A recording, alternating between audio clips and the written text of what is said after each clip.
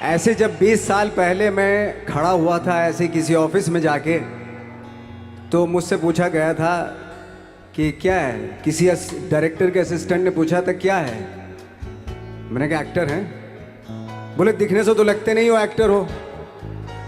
तो क्या होता था कि इंडस्ट्री में हमेशा ये चलन था कि एक्टर हीरो जो होता है वो 6 फुट का होता है और गोरा होता है और लंबा चौड़ा बल्ले छल्ले होते हैं। मतलब हम तो बस ऐसे ही चले गए थे, ऐसा समझता था वो। और शिप्रा, मैं ये आपको यकीन दिलाना चाहता हूँ इस चीज़ का कि मेरे खुद के रिश्तेदारों ने भी, जब मैंने उनसे इच्छा जाहिर की कि मैं एक्टर बनना चाहता हूँ, तो उन्होंने भी मुझे डीमोरलाइज किया कि पहले शक्ल तो देख ले अपनी, क्योंकि 5 फुट का छोटा पतला दुबला सा आदमी, काला कलूटा। मुझे खुद को पता नहीं था कि इंडस्ट्री में मेरा क्या हाल होगा, बट एक जिद थी और हजारों लाखों, मतलब सालों साल से इंडस्ट्री में सिर्फ यही चलन था कि एक्टर तो, हीरो तो जो है ऐसा होता है। लेकिन सब ऑड सिचुएशंस के बावजूद भी गए।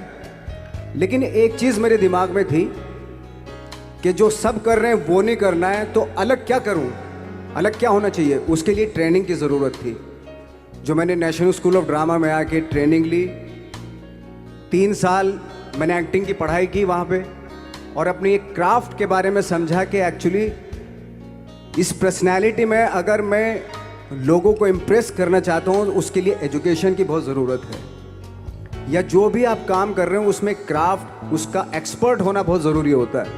ऐसे ही हवा में नहीं कि जैसे पहले होता था, अरे यार तो बहुत खूबसूरत दिखता, फिल्मों में जाके काम करना शुरू कर दे। ऐसा नहीं, किसी चीज़ को बारीकी से जानना, उसके लिए ट्रेनिंग की, एक्सपर्ट्स की, एक्सपीरियंस की ज़रूरत होती है। तो मैंने ट्रेनिंग ली नेशनल स्कूल ऑफ ड्रामा से, और 2000 में मैं पहुंच गया मुंबई।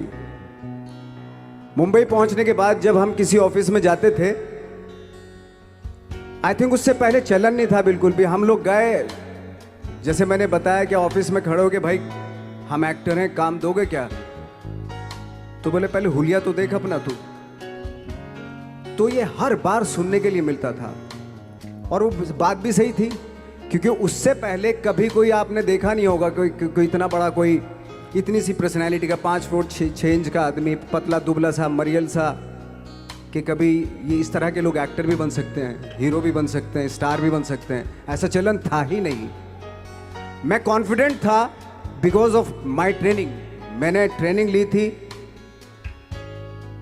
और अपनी क्राफ्ट के बारे में बहुत अच्छे से जानता था मैं, और उस चीज़ का सिर्फ कॉन्फिडेंस था मुझे कि आज नहीं तो कल, कल नहीं तो परसों, या 10 साल या 20 साल या 30 साल के बाद नंबर ज़रूर आएगा मेरा। मैंने कभी भी अपने को टारगेट नहीं दिया मैंने कि अगर 2 साल ट्राई करके देखता हूँ, उसमें अगर हो गया तो ठीक है, वरना कोई दूसरा फील्ड अपना लूँगा। ऐसा कभी नहीं। जिस चीज़ का पैशन होता है, जज्बा होता है, अगर आप दिल से चाह लो ना, तो पूरी दुनिया झुक जाती है उसके ऊपर। उसको पूरा करने के लिए पूरी कायनात एक हो जाती है कि इस आदमी की जिद के लिए, इस आदमी की जिद के आगे झुकना पड़ेगा, और पूरी दुनिया झुकती है आपकी जिद के आगे। लेकिन आपको जिद्दी होना पड़ता है, आपको बहुत सारे सेक्रीफाइस भी करने पड़ते हैं, क्योंकि ये आपने चाहा है। परीक्षा देनी पड़ती है आपको, जितना बड़ा इम्तहान होगा उतनी बड़ी परीक्षा भी देनी पड़ेगी। आसान काम नहीं है। छोटे छोटे टारगेट बनाएंगे तो छोटों में निपटारा हो जाएगा। हमेशा अपने आप को टारगेट बढ़ा दो। तो उसके लिए हमेशा अपने आप को अनकंफर्ट जोन में डालो, कि जो इम्पॉसिबल है उसको पॉसिबल करने की शिद्दत, पैशन आपके अंदर होना चाहिए, वो हो जाता है। आज जो दुनिया में इतने सारे एक्सपेरिमेंट हुए हैं, ये सिर्फ इसी बिना पे हुए हैं, पागलपन के जरिए ही हुए हैं ये सारे एक्सपेरिमेंट। एक मैंने कहीं सुना था कि जब आप एक्सपेरिमेंट करते हैं तो फेलियर भी होते हैं, कई बार फेलियर होते हैं। कोई एक एक्सपेरिमेंट करने के लिए, कोई एक चीज़ करने के लिए बहुत बार हमने भी झेला है, बहुत बार फेलियर हुए हम लोग। लेकिन एटलीस्ट हमें इतने सारे फेलियर होने से इतने तरीके पता चले कि इन तरीकों से सक्सेस नहीं मिल सकती। फॉर एग्जाम्पल, एडिसन ने जब बल्ब का आविष्कार किया तो 100 बार एक्सपेरिमेंट किए अपनी ज़िंदगी में। 100 बार एक्सपेरिमेंट करने के बाद जब उसको पता चला कि अरे फॉर्मूला तो ये था बल्ब बनाने का, तो एटलीस्ट उसको ये, उसके साथ साथ उसको ये भी पता चला कि 100 जो तरीके हैं, 100 तरीकों से बल्ब नहीं बनता, ये भी पता चला उन फेलियर्स में उसको।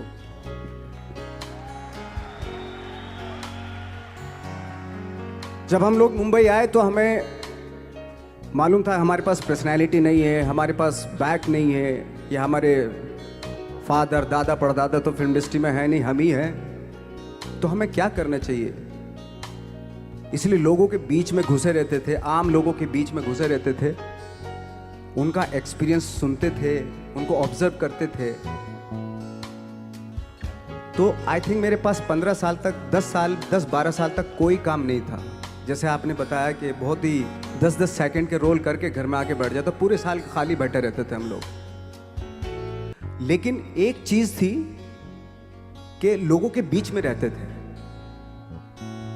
लोगों के बीच में रहने से ये एहसास हुआ हमें कि तरह तरह के लोग हैं, लेकिन हमारी इंडस्ट्री में सिर्फ एक ही तरह की एक्टिंग होती है। हजारों करोड़ों लोग हैं इस दुनिया में, लेकिन एक्टिंग सिर्फ एक ही तरीके से होती है हमारे यहाँ। तो मुझे लगा यार, ये मैं तो ट्रेन भी हूँ, मुझसे अपनी आर्ट भी आती है, और हजारों लोगों को मैं ऑब्जर्व भी कर रहा हूँ, तो ये तो सबसे अच्छा सूत्र है। इससे तो मैं बहुत कुछ कर जाऊँगा। तो जब ये सूत्र पता चला मुझे कि अब मैं ये जो हजारों लोगों को मैंने ऑब्जर्व किया है, अब जब भी मुझे कोई रोल मिलेगा उन्हीं में से वो एक इंसान होगा। उसी में वो ठाकरे, बाला साहब ठाकरे होंगे, उसी में मंटो होगा, उसी में गणेश गायतोंडे होगा, उसी में फैजल खान होगा, उसी में माजूमदार साहब होंगे। तो इस तरह के, ये कब हुआ?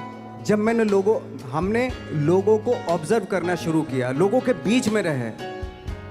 मैं 15 साल के बाद जो मेरी लाइफ थी, जिसमें खाने तक को नहीं मिलता था, अब फॉर्चुनेट अपने आप को समझने लगा था कि थैंक गॉड कि मुझे ऐसे लोगों के बीच में मुझे रहने का मौका मिला।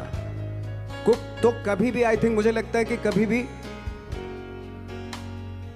जब आप स्ट्रगल कर रहे होते हो ना, वो एक मौका होता है आपके पास, वो एक चांस होता है आपके पास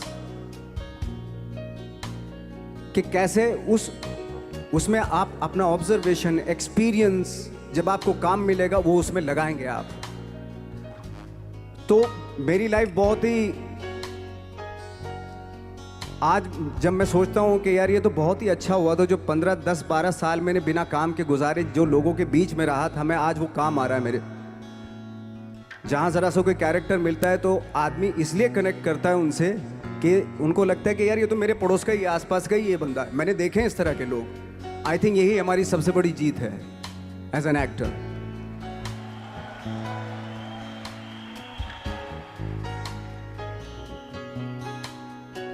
ऑफ कोर्स स्ट्रगल में बहुत सारी चीज़ें सेक्रीफाइस करनी पड़ती हैं, क्योंकि खुजली आपको हुई है, आप ही को मिटानी पड़ेगी। यू नो,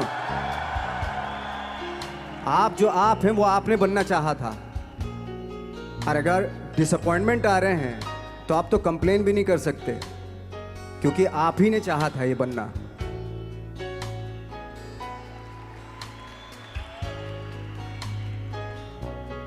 तो बस यही था कि 10-12 साल तक मैंने सोचा था, 10-12 साल जब स्ट्रगल हो गए तो मेरे बहुत ज़्यादा वो भी हुआ कि यार छोड़ के चले जाते हैं, कुछ काम मिल नहीं रहा, क्या हो रहा है कुछ पता नहीं, आई डोंट नो मिल पाएगा या नहीं मिल पाएगा।